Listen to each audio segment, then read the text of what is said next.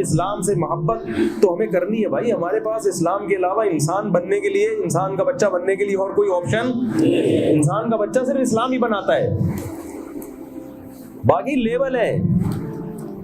تو پھر پورے اسلام میں داخل ہونا پڑے گا نا. صرف ٹوپی رکھ لی اس سے تھوڑی مسلمان ہو جاتا ہے. اتنی ٹوپی سر پہ رکھتے نہیں جتنی دوسروں کو کرا رہے ہوتے ہیں ٹوپی.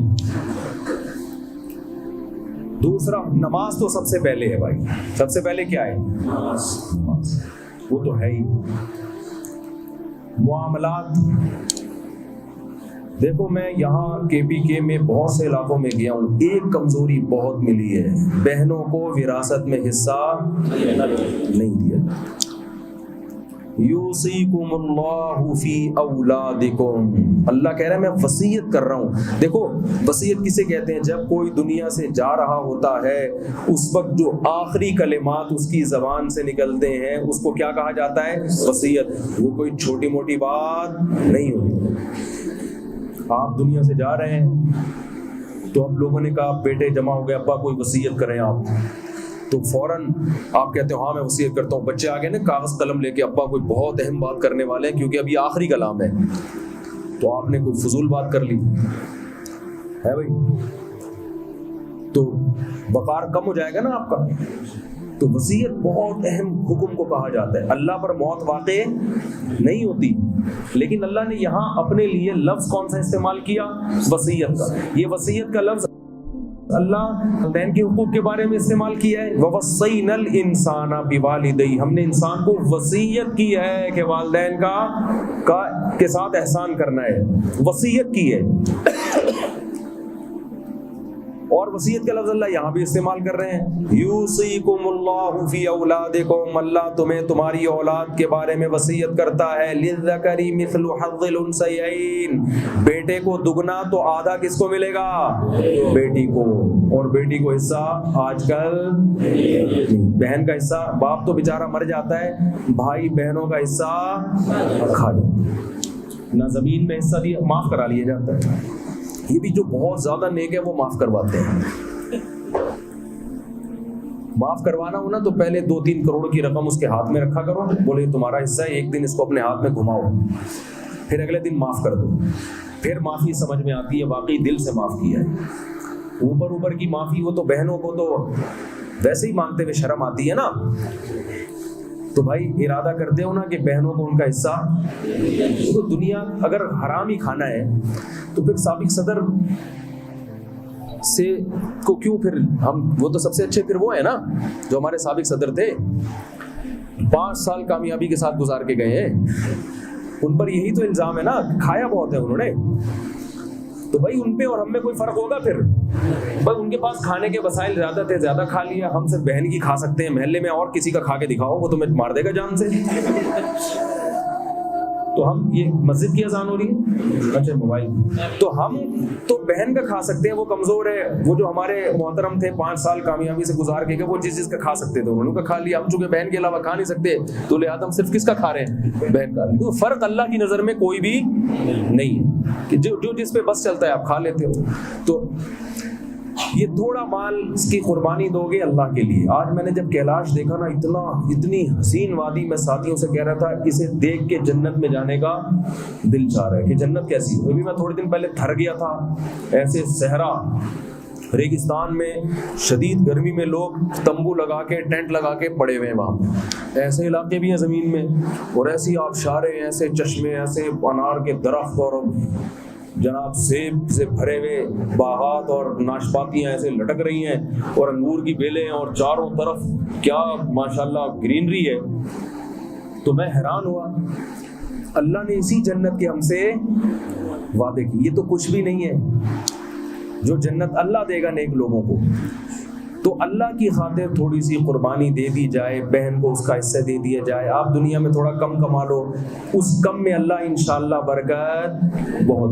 ہمارے ایک دوست ہیں, انہوں نے بیرون ملک سفر کرنا تھا, تو حضرت مولانا طاری جمیل صاحب, کہیں بہت پرانی بات ہے 25-30 سال پہلے, تو والدہ کو چھوڑ کے جا رہے تھے. تو حضرت سے مشورہ کیا کہ حضرت میں امریکہ کا ویزا آ گیا ہے, میں جانا چاہتا ہوں کمانے کے لیے, لیکن والدہ اکیلی ہو جائے گی. تو حضرت نے فرمایا کہ وہ مجھے اپنا واقعہ بتا رہے تھے. حضرت کپڑے دھو رہے تھے, کہتے ہیں میری طرف چہرہ اٹھایا اور کہا کہ یار وہاں کوئی اور اللہ ہے, یہاں کوئی اور اللہ ہے, جو اللہ وہاں دے سکتا ہے یا نہیں دے سکتا, تو اپنی ماں کو چھوڑ کر جا رہے ہو, اکیلی ماں. کہہ رہے بس وہ بات میرے دل پہ لگی, میں نے کہا بھائی رزق کون دے گا؟ اللہ.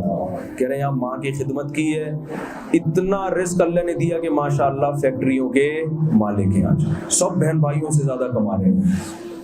تو بھائی بہن کو اس کی وراثت دے دو, جتنا بچے گا نا اس سے کاروبار کرو, انشاءاللہ اللہ اس میں بہت زیادہ, بولو بھائی. اور یہ جو آپ کا کلچر ہے علماء کا, بزرگوں کا, ٹیچروں کا, ٹیچر چاہے یونیورسٹی میں ہو, اسکول میں ہو, وہ بہرحال کیا ہے, وہ استاذ ہے نا, اس کا احترام کرنا, بڑوں کا احترام, اور جو ہے چھوٹوں پہ شفقت. تبلیغ والے کہتے ہیں نا بڑوں کا احترام اس لیے کرو ان کی نیکیاں ہم سے زیادہ, چھوٹوں پہ شفقت اس لیے کرو ان کی برائیاں ہم سے کم. جس کی کھوپڑی خراب ہوتی ہے نا وہ الٹا سوچتا ہے, کہتا ہے یہ جو بڑا ہے نا یہ مجھ سے بھی بڑا بدماش ہے. میں نے جو عیاشی کی اس کمبخت نے مجھ سے بھی زیادہ عیاشی کی, لہٰذا اس کا احترام تو بالکل بھی نہیں کرو. اور چھوٹے کے بارے میں کہتے ہیں کہ یار ہم نے میں نے تو حج بھی کیا, اس نے حج نہیں کیا, ہم نے تو عمرہ بھی کیا, اس نے عمرہ نہیں کیا. تو جب انسان کی کھوپڑی الٹی گھومتی ہے تو یہ سوچتا ہے.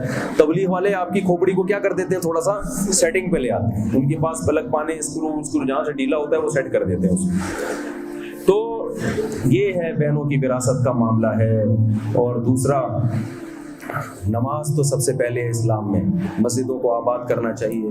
دوسرا, تعلیم ضرور حاصل کرو لیکن اپنے کلچر کو تباہ نہ ہو. اور میں کہتا ہوں ایسی یونیورسٹیاں خود بناؤ. جو تاجر لوگ ہیں جن کو اللہ نے مال دی ہے وہ اپنا اسکول بنائے بھائی.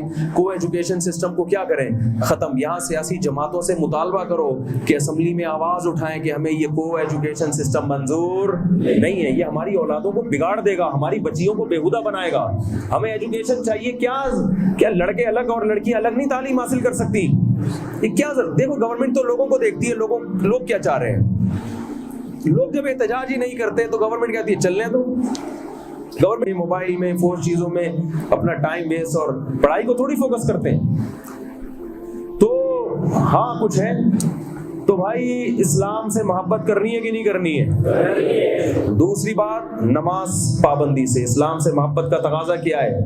نماز کی. تیسری بات, حقوق العباد میں وراثت, چپ ہو گئے, دینی ہے نا. وراثت کیا کرنی ہے؟ دینی ہے. جس کا جتنا حق بنتا ہے اس کو اتنا حصہ دینا. اور حیا کو معاشرے میں فروغ دینا. اپنی خواتین کو سمجھاؤ, دیکھو اللہ نے حیا میں جو عورت کی عزت رکھی ہے وہ بے حیا بننے میں نہیں رکھی. حیا, جلد نکاح کو فروغ دینا. اسلام دیر سے شادی کا قائل ہے, جلدی نکاح کا قائل ہے. جلدی نکاح کا قائل ہے. لڑکی بالغ ہو اس کا نکاح کرو, تو اس کو فروغ دو معاشرے. بالغ ہونے کے بعد بھی پڑھ سکتی ہے, نکاح کے بعد بھی پڑھ سکتی ہے وہ.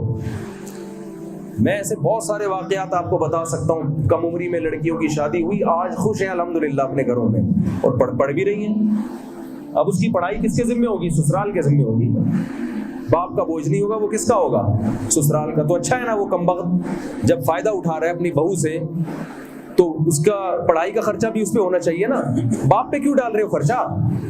باپ اپنی پڑھائی سے بچی کو ڈاکٹر بناتا ہے, پیڑے کون کھاتا ہے؟ سسرال.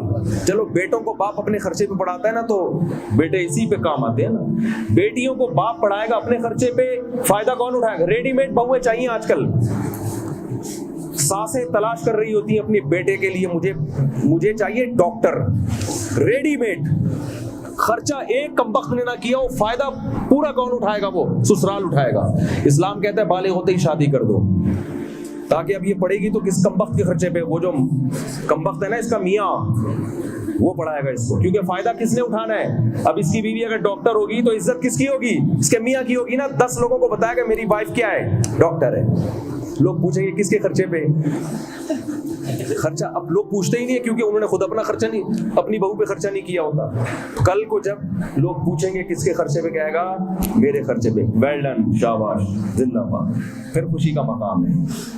ابے تو نے پکی پکائی اور ریڈی میڈ بہو مل گئی ہے کمبخت. اس باپ کا تو نے تیل نکال دیا نا, جس نے 6 بیٹیوں کو پڑھا لکھا کے جوان کیا, ان کی شادیوں کے, اس کا کیا فائدہ ہوا؟